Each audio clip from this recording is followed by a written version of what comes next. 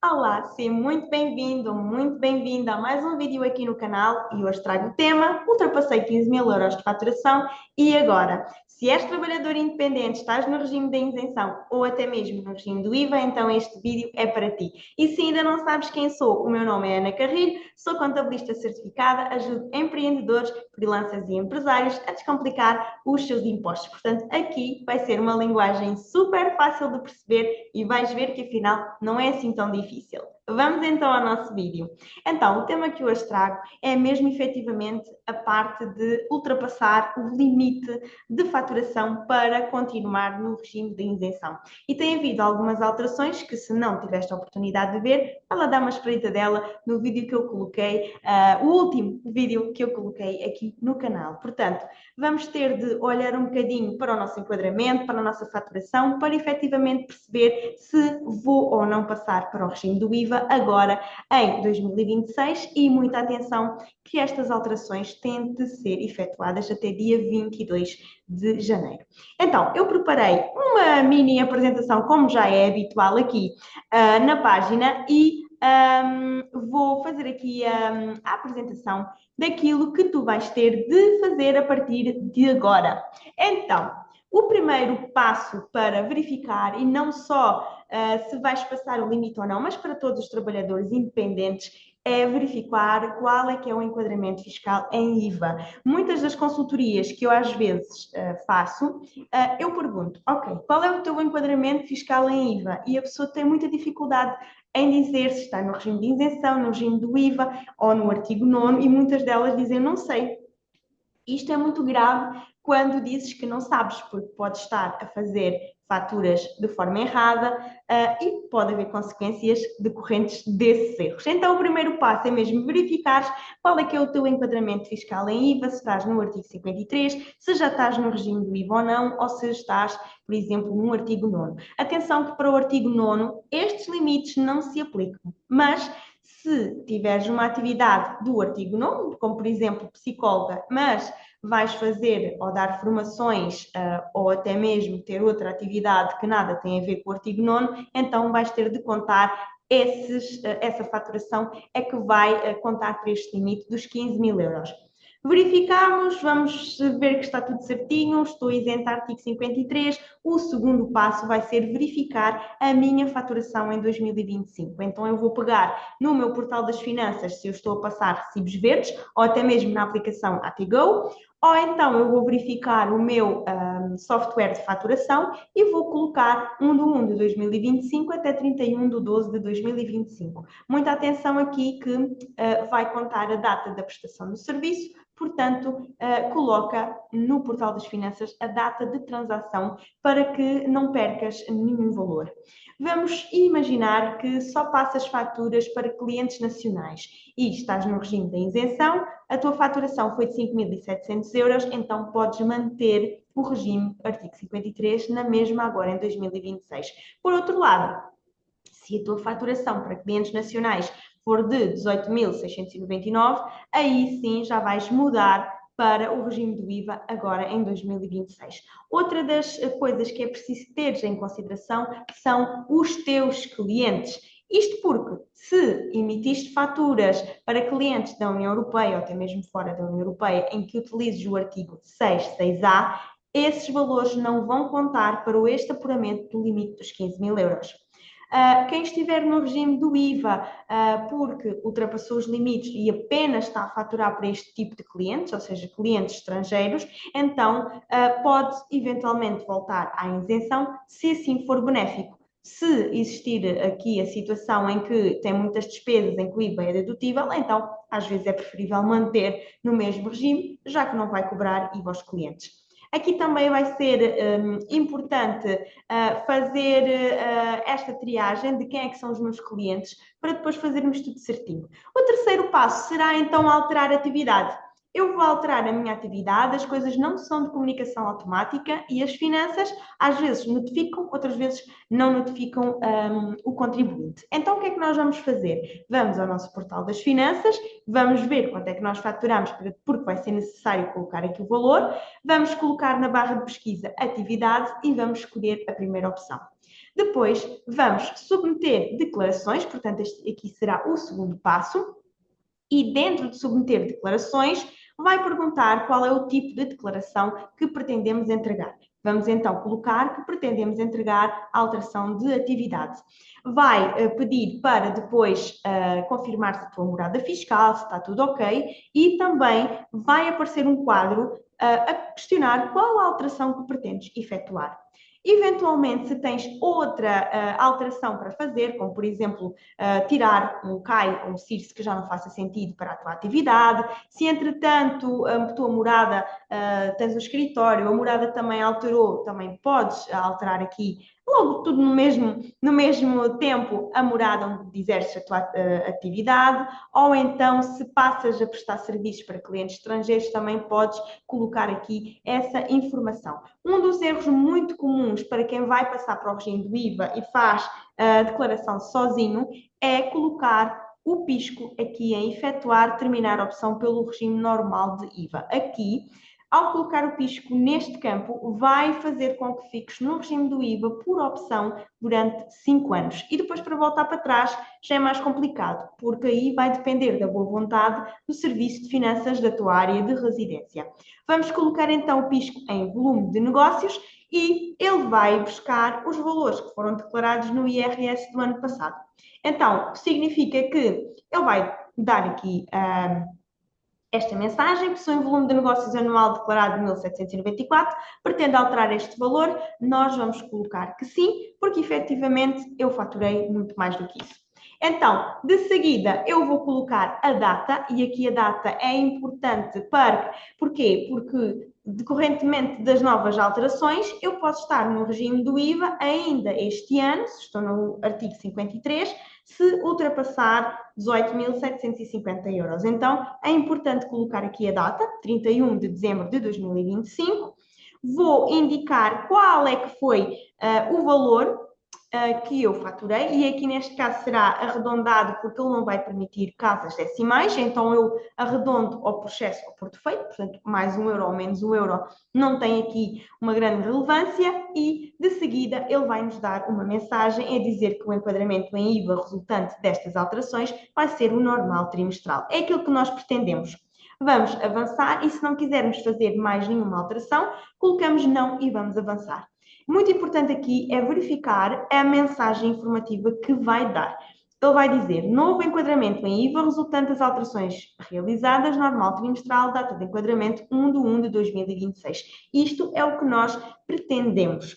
Começamos no regime do IVA a partir deste momento. Portanto, 1 de janeiro de 2026 vai ser efetivamente a nossa data. Significa que, a partir de agora, as faturas que eu emitir já vão conter IVA, as despesas que eu tenho da minha atividade, eu vou pedi-las com o número de contribuinte, porque essas faturas, eventualmente que tenham IVA dedutível, vão servir para depois eu entregar a minha declaração do IVA.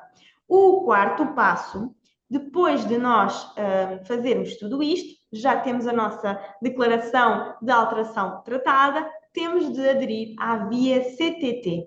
A via CTT não é mais do que uma forma de comunicação entre as finanças e os contribuintes. E, para quem tem atividade aberta, estando no regime do IVA, é obrigatório ativar-se. Também, aproveitando esta onda, verifica se realmente todos os teus contactos estão fidelizados, seja e-mail, seja número de telemóvel, porque é muito importante, porque alguma comunicação que exista, as finanças notificam através de uma mensagem, através de um e-mail, e assim não perdes nada, porque eventualmente perder uma notificação das finanças muitas das vezes é perigoso. Então o que é que nós vamos fazer? Vamos ao nosso portal das finanças, notificações e citações, gerir canais e depois, se a via CTT não estiver ativa, vamos ativar e vamos aderir. Basta preencher os dados, colocar então um número de utilizador e uma palavra passe, colocar os nossos dados e ficamos com a Via CTT ativa. Portanto, mais um passo aqui. Não se esquecer de aderir à Via CTT, porque senão vais fazer a tua declaração do IVA, vai dar um erro e não sabes do que é que se trata. O quinto passo é não esquecer que a partir de agora as faturas já vão ser emitidas de forma diferente. Então, se eu não estou a cobrar IVA aos meus clientes nacionais, eu vou passar a cobrar IVA à taxa de 23, se forem serviços. Serviços, se forem o normal. Muita atenção aqui, verificar que tipo de serviço é que eu presto, porque alguns serviços eu posso estar a faturar a 13%, a 6% ou a 23%. A maioria são a 23%, mas também é preciso entender, por exemplo, que o alojamento local, o IVA é 6%, numa restauração, o IVA varia entre 13% a 23%. Se tiveres clientes particulares ou empresas portuguesas, já sabes que aqui a taxa é de 23%, na maior parte dos casos. Convém depois verificar qual é que é efetivamente a tua atividade. Muita atenção aqui que a retenção na fonte também vai ter de ser feita. Ou seja, se prestas serviços, vais ter de fazer retenção na fonte se os teus clientes forem com contabilidade organizada. Se forem particulares, não há retenção na fonte e em venda de produtos também não existe a retenção na fonte. A retenção na fonte não é mais do que um adiantamento do IRS ao Estado, em que vai aqui aos bocadinhos através desta emissão da faturação. Caso venhas a ter a retenção na fonte, prestes um serviço, por exemplo, de consultoria, tens uma taxa de 23% de retenção na fonte, vais ter também de alterar aqui a forma como emites os teus recibos verdes, também aqui na parte do IRS. Quem presta e quem passa faturas para clientes estrangeiros que tenham o artigo 6.6a, nunca vai fazer retenção na fonte, portanto, ele já bloqueia mesmo ali, portanto, não há qualquer problema. De qualquer das formas, se tens dúvidas de como emitir faturas, não te esqueças, tens vídeos com o passo a passo para cada tipo de cliente. De seguida, nós vamos ter de fazer o quê? De entregar declarações trimestrais de IVA. Eu, a partir de agora, vou ficar mais organizado e as despesas que eu tenha da minha atividade eu vou ter de as guardar porque vão servir para o cálculo do apuramento do IVA. Nem todas as despesas o IVA é dedutível. Então, tenho de ter aqui alguma atenção naquilo que eu posso deduzir e aquilo que eu não posso deduzir. Vou dar já um exemplo muito simples. O que é que eu não posso deduzir? Não posso deduzir o IVA da gasolina, não posso deduzir o IVA de portagens, nem da restauração e alojamento. Estas são as principais, depois existem outras. No entanto, muita atenção, por exemplo, ao gasóleo. Se eu tenho um carro de 2 ou 3 lugares, o gasóleo é dedutível, mas apenas em 50% do valor do IVA. Outra das coisas também muito importantes é verificar que tipo de despesas é que tens da tua atividade. Vamos dar aqui um exemplo simples. Se eu tenho uma atividade de limpezas, então vou precisar de detergentes. Não esquecer de pedir fatura com o número de contribuinte à parte dos detergentes. Vou ter, por exemplo, lexívio, detergente do chão, vou ter equipamentos, porque, entretanto, como o negócio até está a expandir, eu vou precisar de um aspirador que tenha mais poder de sucção, por exemplo, e isso é caro, então eu vou pedir também fatura com o número de contribuinte. Eu vou ter, vai ser necessário, talvez, material de escritório, porque, entretanto, o telemóvel também é a minha fonte de rendimento, porque é assim que eu vou falar com os potenciais clientes, então também vou precisar de um telemóvel. Tudo isso vai ter IVA e o IVA vai ser dedutível. Portanto, muita atenção aqui, isto dava pano para mangas, dava um curso. Sempre que eu vou fazer a entrega da declaração do IVA, eu tenho que ter muita atenção aos prazos, porque o primeiro prazo, para quem vai entrar agora no IVA, vai ser até dia 20 de maio. Portanto, a primeira declaração para quem vai entrar no regime do IVA agora em 2026 vai ser 20 de maio. É claro que eu posso entregar antes. Eu até costumo dizer que, se não tens a isenção da Segurança Social, entrega o IVA e entrega a declaração da Segurança Social no mesmo momento e ficas completamente descansado. O pagamento também pode ser efetuado até dia 25. Relativamente ao segundo trimestre, será até dia 20 do 9, porque temos férias fiscais, pagamento até dia 25, terceiro trimestre, 20 de novembro, quarto trimestre até dia 20 de fevereiro. Para quem entrou no IVA ainda no trimestre passado, não esquecer que a primeira declaração, então, será agora até dia 20 de fevereiro e o pagamento até dia 25. Se prestas serviços para clientes dentro da União Europeia, clientes com uniformidade no viés, ou seja, clientes empresariais, não esqueças também de entregar a declaração recapitulativa do IVA. É apenas uma declaração informativa, não tem qualquer imposto, e é um mês antes do prazo da declaração trimestral. Portanto, primeiro trimestre até dia 20 de abril, 20 de julho, 20 de outubro e 20 de janeiro. Portanto, está a decorrer agora o quarto trimestre, se for esse o caso. Depois eu tenho aqui trago algumas dicas extra que eu acho que fazem algum sentido, porque quando nós estamos no regime do IVA, existem aqui alguns mitos que nós vamos ter de desmistificar. Então, o IVA não é mais do que um imposto que nós cobramos ao nosso cliente, ele vai nos pagar e nós vamos entregar esse valor ao Estado. Portanto, somos uma espécie de intermediários. Ao sermos intermediários, temos de perceber que este valor não é lucro, não é um rendimento e que nós vamos até ter de o colocar em separado para não nos perdermos, porque efetivamente, se eu vou cobrar IVA agora em janeiro e nós vimos mesmo há pouco que o pagamento do IVA vai ter de ser efetuado até dia 25 de maio, então temos aqui uma diferença temporal muito grande. Então é preciso nós fazermos esta gestão para não chegar à altura de pagar o IVA e agora não tenho como pagar. Então eu tenho sempre aqui uma solução, se tens dificuldade em gerir um bocadinho aqui esta parte financeira, que é criar uma conta separada só para o IVA.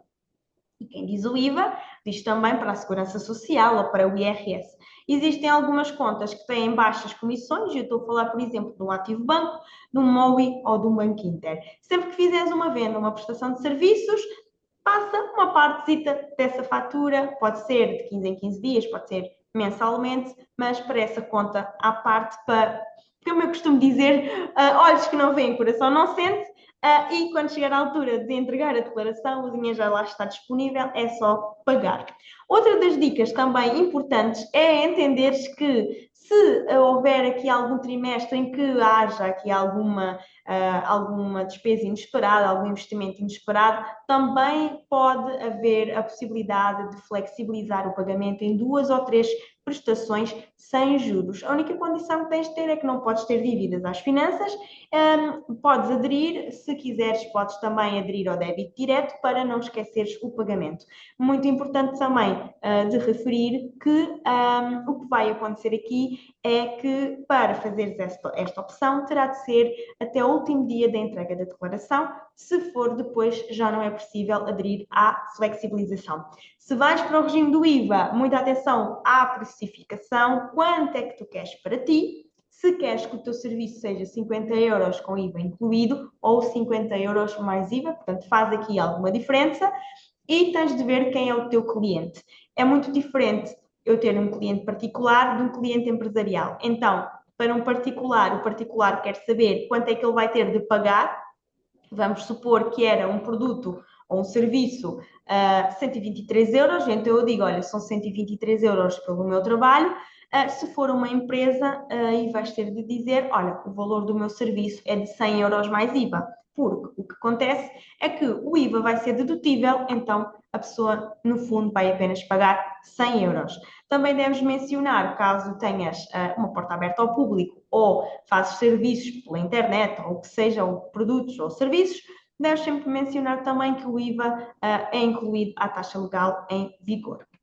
E estas são as dicas que eu tenho para hoje. E se ultrapassaste 15 mil euros de faturação e tens alguma dúvida, podes então colocar também aqui no comentário. Estou a aguardar os feedbacks deste vídeo e obrigada por todo o carinho que me têm dado aqui neste canal do YouTube e também sigam-me nas restantes redes sociais, nomeadamente no Instagram. Um grande beijinho, espero que tenham gostado deste vídeo.